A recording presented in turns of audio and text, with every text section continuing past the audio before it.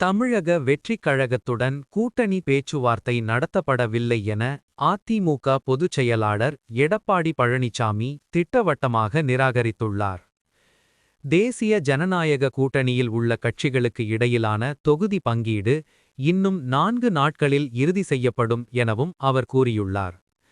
தமிழகத்தில் தேர்தல் நெருங்கி வரும் நிலையில் மத்திய அமைச்சர் அமித்ஷாவை நேற்று டெல்லியில் எடப்பாடி பழனிசாமி சந்தித்து பேசியிருந்தார்.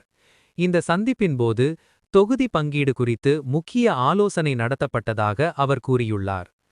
தேசிய ஜனநாயக கூட்டணியில் எந்தவித சிக்கலும் இல்லை. எங்கள் கூட்டணிக்கு வெற்றி வாய்ப்பு பிரகாசமாக உள்ளது. எங்கள் கூட்டணிக்கு அதிமுக தான் தலைமை. கூட்டணியில் சேர வேண்டிய கட்சிகள் சேர்ந்துள்ளன. தமிழக வெற்றிக் கழகத்துடன் கூட்டணி பேச்சுவார்த்தை இல்லை. அவர்களும் அதை சொல்லிவிட்டனர். ஊடகங்கள்தான் பேசுகிறோம் என சொல்லி வருகின்றன. எனவே இன்னும் 4 நாட்களில் தொகுதி பங்கீடு இறுதி செய்யப்படும். ஒரு வாரத்தில் தேர்தல் அறிக்கை வெளியிடப்படும் எனவும் அவர் தெரிவித்துள்ளார்.